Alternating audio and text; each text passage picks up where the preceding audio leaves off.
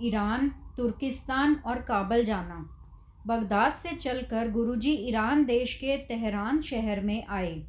यहाँ के राजा को भक्ति मार्ग का उपदेश देकर लोगों पर जुल्म करने से उन्हें हटाया। तदुपरांत रूस देश के इलाके में शहर ताशकंद, समरकंद और बुखारा आदि शहरों के लोगों को नाम दान और जीवों पर दया करने का उपदेश देते हुए काबल शहर में लुंडे दरिया के पार एक पहाड़ी पर आ बैठे। यहाँ गुरुजी की याद में गुरुद्वारा बना हुआ है और एक चश्मा गुरुजी के नाम से प्रसिद्ध है। 9 चंदे रविवार को यहाँ मेला लगता है और कड़ा प्रसाद की देग बांटी जाती है। यहाँ गुरुजी ने एक पठान को उपदेश दिया था कि पढ़ा लिखा व्यक्ति वह है जिसके हृदय में अंदर प्रभु नाम का आवास है, क्योंकि विद्या का आभूषण प्रभु नाम है। परमेश्वर के नाम से ही विद्या सुशोभित होती है। हसन अब्दाल वली कधारी का अहंकार तोड़ना।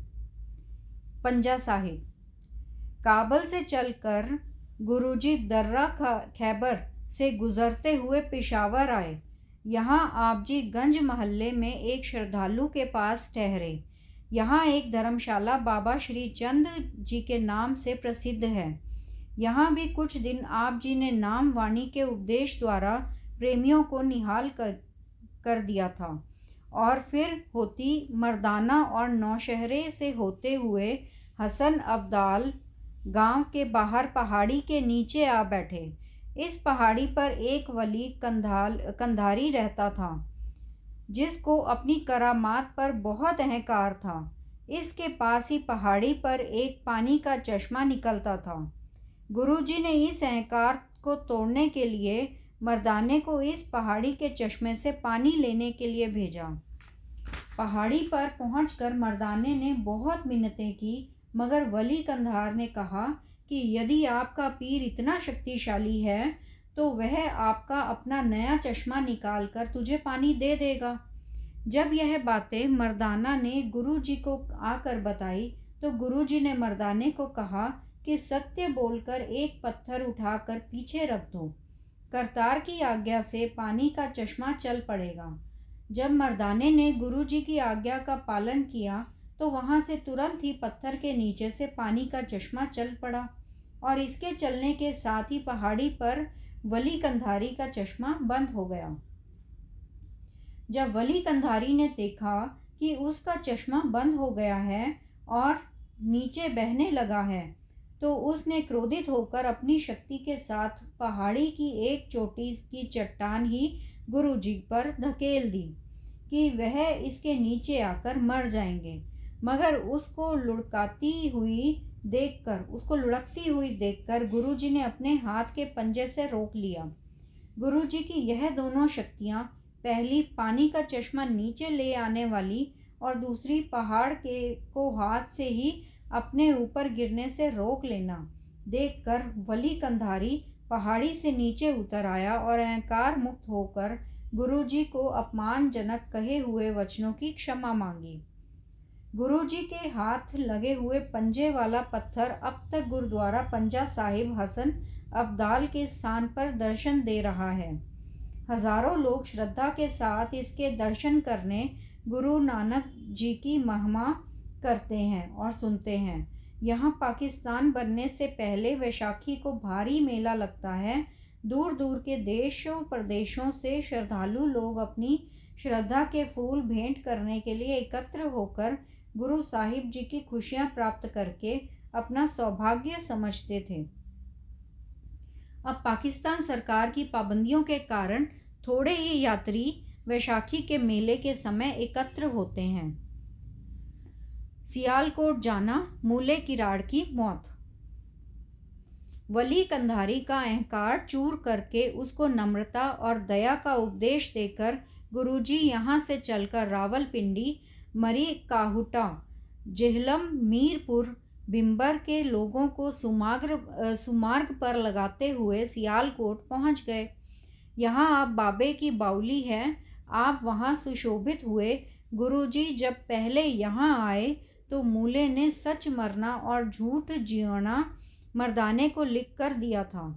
फिर गुरुजी इसको अपने साथ ही ले गए थे, मगर कुछ दिनों के पश्चात यह रास्ते से ही लौट कर आ गया था। अब जब सियालकोट आकर गुरुजी उसे घर मिलने गए तो उसकी पत्नी ने उपलों की कोष्ठ में उसे छिपा लिया कि कहीं गुरुजी फिर इसको साथ न ले जाएं।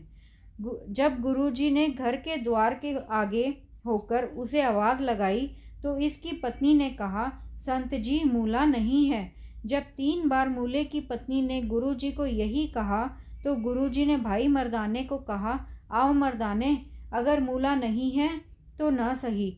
यह वचन करके जब गुरुजी अपने ठिकाने आकर बैठे तो जल्द ही खबर आ गई कि उपलों की कोष्ठ में जहाँ मूले को उसकी पत्नी ने छुपाया था वहाँ उसे सांप ने डस लिया है और मूला मर गया है।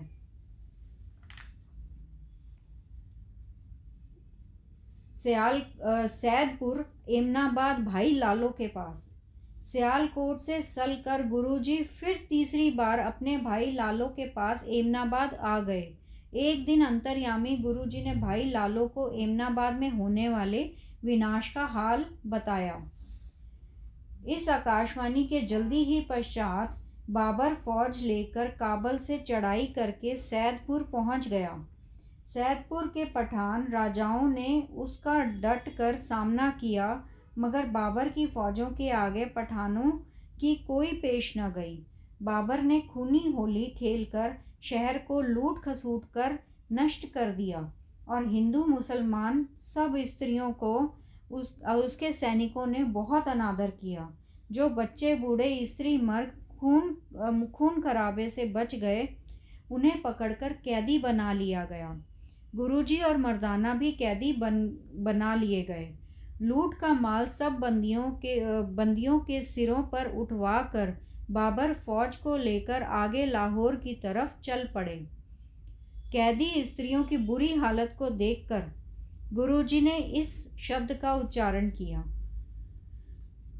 जिनी सिर सोहनी पटिया मांगी पाई सिंदूर, सो सिर काती मुनियान गल विच आवे धूड़ी, महला अंदर हो दिया हुनी बहनी न मिलन हदूर, आदेश बाबा आदेश आदि पुरुख तेरा अंत न पाइया, करी करी देखी वेसु रहाऊ, इका एहो लिखिया बही बही रोवह दुख, जो तिस भावे सो तिये नानकिया मानुख। यह शब्द सुनकर सारे बंदियों को इस तरह अनुभव हुआ कि कोई उनका दुख बांटने वाला हमदर्द आ गया है। जब बाबर को पता लगा कि बंदियों में 2 फकीर भी पकड़े हुए हैं तो उसने गुरुजी को दर्शन करने के लिए उन्हें बुलाया। दर्शन करके बाबर बहुत प्रभावित होकर आप जी को कमाल फ़कीर जानकर नमस्कार की और विनय की कि कोई सेवा बताओ। तो गुरुजी ने कहा कि इन बंदी पुरुष औरतों की मुक्ति करके इनका लूटा हुआ माल वापस कर दो। यह अपने अपने घरों को चले जाएं। गुरुजी का वचन मानकर बाबर ने सब स्त्री पुरुषों को छोड़ दिया और उनका सामान भी उन्हें दे दिया। इन मुक्त हुए लोगों के साथ गुरुजी भी सैदपुर आ गए और गांव के विनाश का हाल देखा। वापस करतारपुर परिवार के पास जाना। गुरुजी की चौथी उदासी समाप्त हुई। लोगों को अपने अपने घरों में वापस करके और एमनाबाद की दशा पर अपने गंभीर विचार प्रकट करके गुरुजी पसरूर के रास्ते करतारपुर आ गए। अपने परिवार की गृहस्थी वस्त्र पहन लिए। यहाँ बैठकर गुरुजी ने आए गए अतिथि साधु संतों और सिख सेवकों के लंगर के लिए खेती करनी आरंभ कर दी। जो अनाज आता उसका सदा ही अटूट लंगर लगा रहता। गृहस्थी का धर्म सिद्धांत।